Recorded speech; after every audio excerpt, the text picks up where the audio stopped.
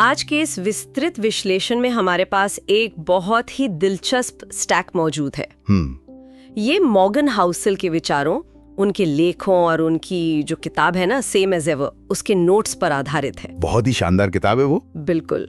और अक्सर हम इंसान ना इस बात को लेकर बेहद जुनूनी रहते हैं कि आने वाले कल में क्या होने वाला है। हाँ, सबको बस भविष्य की चिंता है। एग्जैक्टली। हम हमेशा ये जानने के लिए बेताब रहते हैं कि भविष्य में कौन सी नई तकनीक आएगी या दुनिया कैसे बदलेगी या अगला बड़ा ट्रेंड क्या होगा। हाँ, हर जगह बस यही होड़ मची है कि आगे क्या होने वाला है। लेकिन आज के हमारे इस विश्लेषण का जो मिशन है वो बिल्कुल अलग है। तो आज का मिशन क्या है?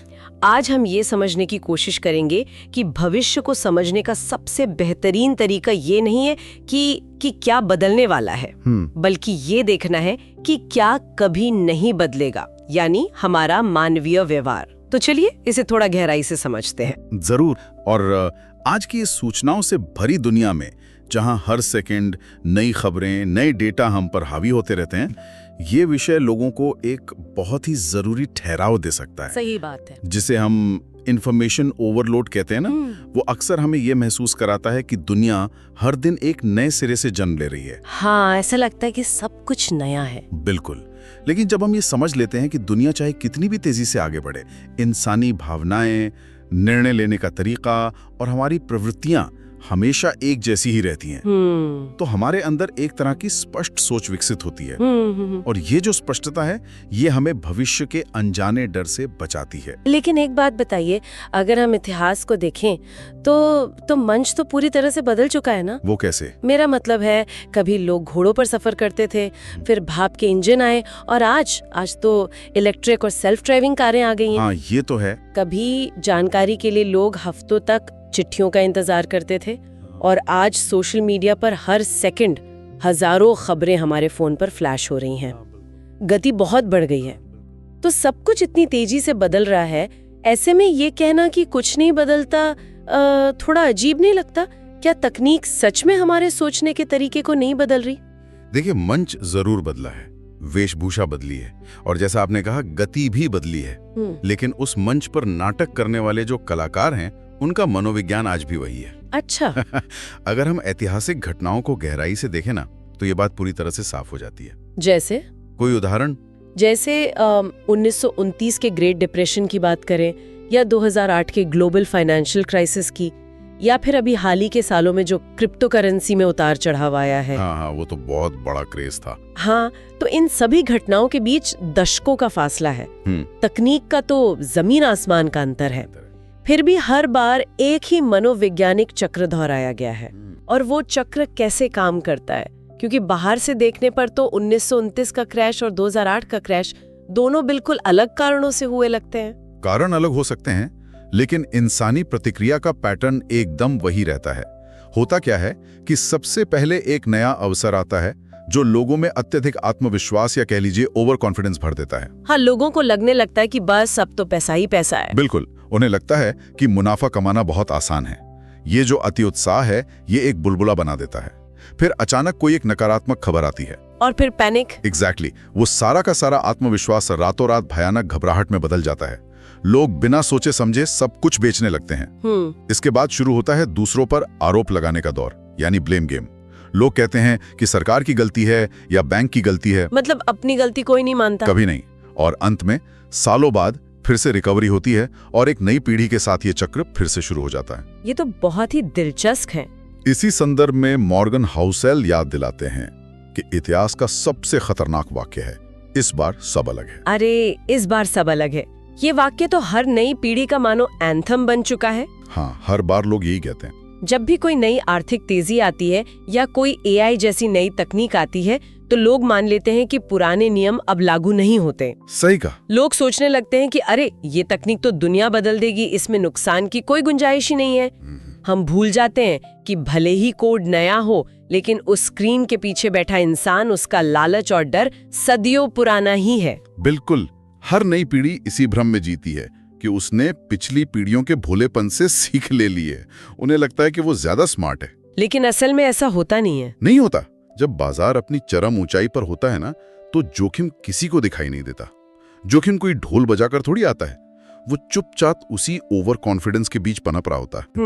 और यहाँ बात सच में बहुत दिलचस्प हो जाती है। कैसे? क्योंकि जब हम इंसान उन चीजों का आकलन करते हैं जो स्थिर हैं, जैसे कि किसी की सफलता या असफलता, तो हम अक्सर उस सफलता के असली कारणों को पूरी तरह गलत समझ लेते हैं। ये बहुत बड़ा पॉइंट है। हमारे स्रोतों में 2 स्टार्टअप्स का एक बहुत ही शानदार उदाहरण दिया गया है। कल्पना कीजिए 2 संस्थापक हैं, दोनों बिल्कुल एक ही समय पर एक जैसे विजन और मेहनत के साथ अपना स्टार्टअप शुरू करते हैं। दोनों का प्रोडक्ट भी सेम है। हाँ, दोनों बाजार की एक ही समस्या को सुलझाते हैं। अब होता यह है कि पहले स्टार्टअप के लॉन्च के ठीक एक दिन बाद कोई मशहूर ब्लॉगर संयोग से उनका प्रोडक्ट इस्तेमाल करता है और तारीफ कर देता है। अच्छा, फिर तो उनकी किस्मत चमक गई। बिल्कुल, अचानक लाखों यूजर्स मिल जाते हैं, बड़ी फंडिंग आ जाती है और वो व्यक्ति रातों रात एक दूरदर्शी या विजनरी के रूप में मैगजीन के कवर पर छप जाता है। और लोग उसकी आदतों को कॉपी करने लगते हैं। वहीं जो दूसरा स्टार्टअप था, जिसका प्रोडक्ट भी उतना ही बेहतरीन था, उसे ऐसा कोई शुरुआती धक्का नहीं मिलता। उसकी मेहनत किसी को नहीं दिखती। हाँ, और अंततः वो कंपनी बंद हो जाती है। और पता है समाज इस पूरी घटना का कैसे मूल्यांकन करता है?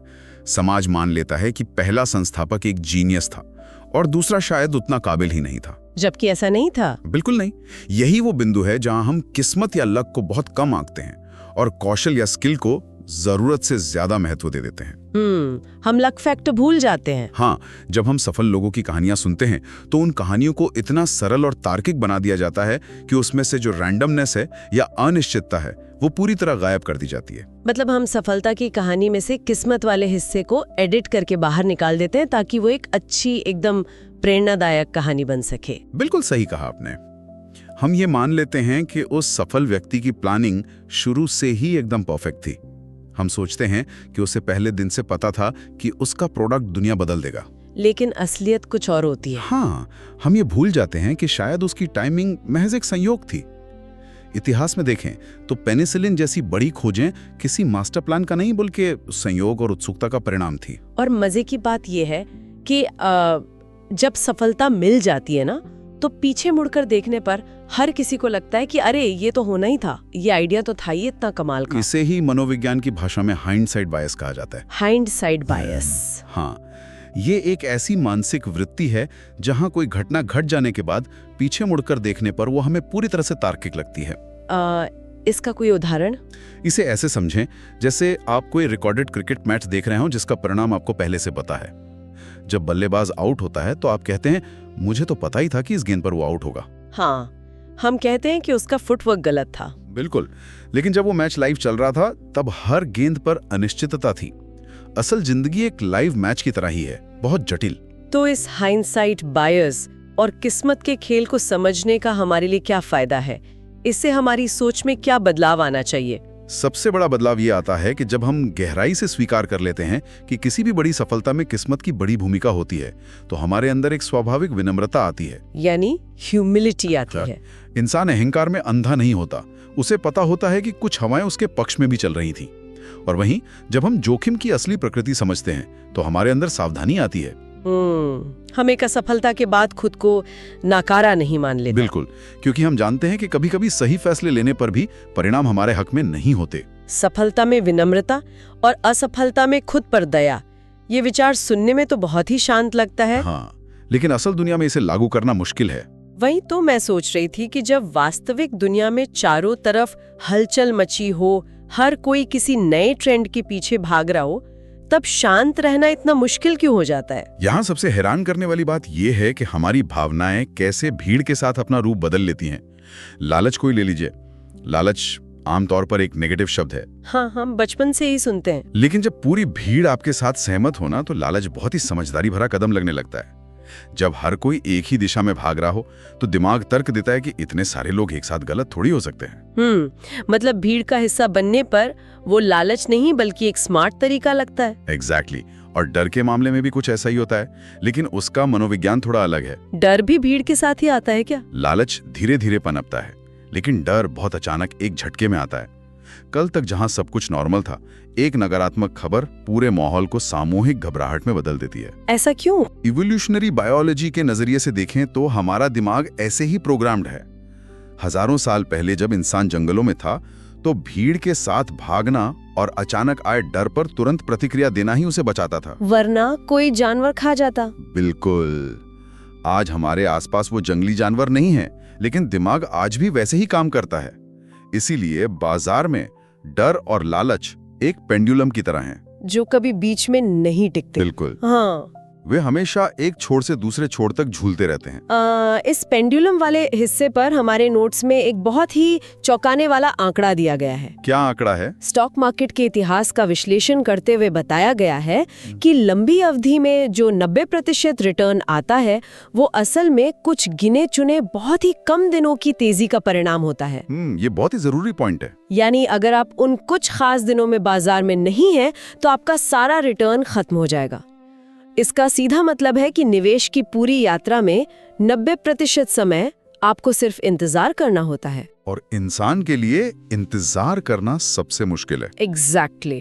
कुछ ना करना हमें सबसे मुश्किल काम लगता है। हमें लगता है कि अगर हम एक्शन नहीं ले रहे हैं तो हम पीछे छूट रहे हैं। ये हमारी इंस्टेंट ग्रेटिफिकेशन यानी त्वरित संतुष्टि की गहरी लालसा का परिणाम है। हमारा दिमाग हर एक्शन के बदले तुरंत एक रिवॉर्ड या डोपामाइन हिट चाहता है। इंतजार करना हमारे दिमाग को दर्दनाक लगता है। इसे हम निवेश से हटाकर रोजमर्रा की जिंदगी से भी जोड़ सकते हैं। जैसे लोग नए साल पर जिम जाना शुरू करते हैं। हाँ, रेजोल्यूशन बनाते हैं। पहले 3 दिन शीशे के सामने खड़े होकर बदलाव देखते हैं, लेकिन जब एक हफ्ते में शरीर में कोई जादुई बदलाव नहीं दिखता तो जिम जाना छोड़ देते हैं। बिल्कुल ऐसा ही होता है। या कोई नई स्किल सीखना हो, गिटार बजाना या कोडिंग, लोग शुरुआत में बहुत ऊर्जा लगाते हैं, लेकिन कुछ हफ्तों में हार मान लेते हैं क्योंकि इनमें समय लगता है और धैर्य रखना उबाऊ लगता है। अगर हम इसे व्यापक दृष्टिकोण से जोड़कर देखें ना, तो एक बहुत दिलचस्प विरोधाभास सामने आता है। क्या? दुनिया जैसे जैसे तकनीकी रूप से अधिक जटिल होती जा रही है, हमें सफल होने के लिए उतने ही साधारण और सरल सिद्धांतों की जरूरत बढ़ती जा रही है। लेकिन हम इंसान ये मान लेते हैं कि अगर समस्या जटिल है तो उसका समाधान भी कोई बहुत ही रहस्यमयी फॉर्मूला होगा। हम साधारण चीजों पर भरोसा ही नहीं कर पाते। शायद इसलिए क्योंकि साधारण चीजें हमें ये महसूस नहीं कराती कि हम बहुत स्मार्ट हैं। बिल्कुल सटीक विश्लेषण है आपका। इतिहास बताता है कि जिन लोगों ने लंबे समय तक सफलता बनाए रखी, उन्होंने बहुत ही साधारण नियमों का पालन किया। जैसे कि कंपाउंडिंग, लगातार बचत और अनुशासन। ये शब्द सुनने में बहुत ही बोरिंग लगते हैं, इनमें कोई रोमांच नहीं है। दोस्तों को सुनाने के लिए कोई अच्छी कहानी भी नहीं बनती इनसे। हाँ, लेकिन लंबे समय में चाहे वो वेल्थ हो, रिश्ते हो या सेहत, यही उबाऊ चीजें सबसे मजबूत नींव बनाती हैं। जटिलता आपको स्मार्ट महसूस करा सकती है, लेकिन सादगी ही आपको प्रभावी बनाती है। और हमारे स्रोतों से एक और बहुत ही महत्वपूर्ण बिंदु इसी सादगी से जुड़ा है। अक्सर हम सफलता को सिर्फ जीतने के चश्मे से देखते हैं, लेकिन लंबे समय के खेल में सबसे जरूरी चीज सफलता हासिल करना नहीं बल्कि सर्वाइवल है, यानी खेल में टिके रहना। सर्वाइवल बहुत जरूरी है। जो लोग जल्दी अमीर बनने या रातों रात शोहरत पाने के लिए अत्यधिक जोखिम लेते हैं, वो हो सकता है 1-2 बार बड़ा दांव जीत जाएं, लेकिन एक छोटा सा गलत कदम उन्हें हमेशा के लिए गेम से बाहर कर देता है। और अगर इंसान मुश्किल समय में सर्वाइव ही नहीं कर पाया तो अच्छे मौके आने पर वो वहां मौजूद ही नहीं होगा। बिल्कुल, सर्वाइवल ही सबसे बड़ी जीत है। और जब हम सर्वाइवल की बात करते हैं तो हमारी साख या रेप्यूटेशन सबसे ज्यादा जरूरी हो जाती है। हमारे नोट्स में एक बहुत ही गहरी लाइन है कि भरोसा पैसों से ज्यादा तेजी से कंपाउंड होता है। वाह, ये बहुत सच है। साख बनने में सालों साल लग जाते हैं। कोई भी व्यक्ति या ब्रांड अपनी ईमानदारी और सही फैसलों से धीरे धीरे लोगों का भरोसा जीतता है। ये बहुत धीमी प्रक्रिया है। लेकिन आज के इस डिजिटल और सोशल मीडिया के दौर में ये भरोसा टूटने की गति भी तो भयानक रूप से तेज हो गई है। यही इसका सबसे नाजुक पहलू है। इंसान का दिमाग नकारात्मक घटनाओं को बहुत तेजी से रजिस्टर करता है और लंबे समय तक याद रखता है। आपने 20 साल तक कितनी ईमानदारी से काम किया, ये लोगों को याद न रहे, लेकिन एक वायरल विवाद या एक अनैतिक शॉर्टकट उस 20 साल की साख को महज 20 मिनट में खाक कर सकता है। बाप रे, 20 साल की मेहनत 20 मिनट में खत्म। हाँ, इसलिए अपनी साख बचाए रखना सबसे महत्वपूर्ण है और इसे सुरक्षित रखने के लिए हमें दुनिया की सबसे बड़ी सच्चाई को स्वीकार करना होगा, और वो है अनिश्चितता। अनिश्चितता को स्वीकार करना, ये सुनने में बहुत अच्छा लगता है, लेकिन असल जिंदगी में ये बहुत डरावना है। हम इंसान हमेशा चाहते हैं कि हमारे पास भविष्य का एकदम स्पष्ट नक्शा हो। हम कंट्रोल चाहते हैं। हाँ, हम चाहते हैं कि हमें पता हो कि अगले साल अर्थव्यवस्था कहाँ होगी या 5 साल बाद हमारे करियर का क्या होगा। इससे एक बहुत महत्वपूर्ण सवाल उठता है, क्या हम जीवन में या बाजार में 100% निश्चितता का इंतजार कर सकते हैं? कैसे कर सकते हैं? वही ना, क्या हम ये सोचकर बैठ सकते हैं कि जब तक मुझे 100% यकीन नहीं हो जाता तब तक मैं कोई कदम नहीं उठाऊंगा? अगर हम 100% निश्चितता का इंतजार करेंगे तो शायद हम जीवन में कभी कोई कदम उठा ही नहीं पाएंगे। यही सबसे बड़ा सच है। अनिश्चितता इस पूरी दुनिया के सिस्टम की कोई खामी नहीं है, बल्कि यही असली सिस्टम है। ये कोई बग नहीं है जिसे फिक्स किया जा सके। सही कहा। जरा सोचिए, अगर सब कुछ पहले से पता हो तो दुनिया में कोई जोखिम ही नहीं बचेगा, और बिना जोखिम के कोई रिवॉर्ड नहीं होता। इतिहास की हर बड़ी सफलता में अनिश्चितता का एक बड़ा हिस्सा शामिल था। तो फिर इस अनिश्चितता के बीच, जहां भविष्य किसी को नहीं पता, हम सही फैसले कैसे लें?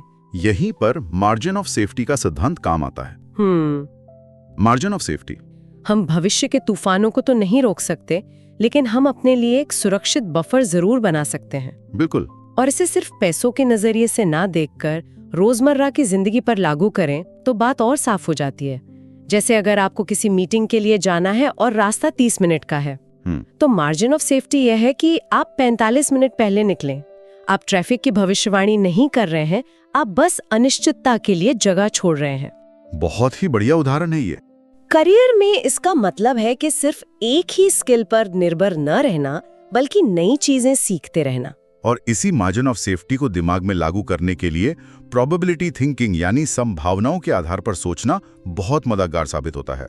ये प्रोबेबिलिटी थिंकिंग आम सोच से कैसे अलग है? आम सोच अक्सर ब्लैक एंड व्हाइट में काम करती है।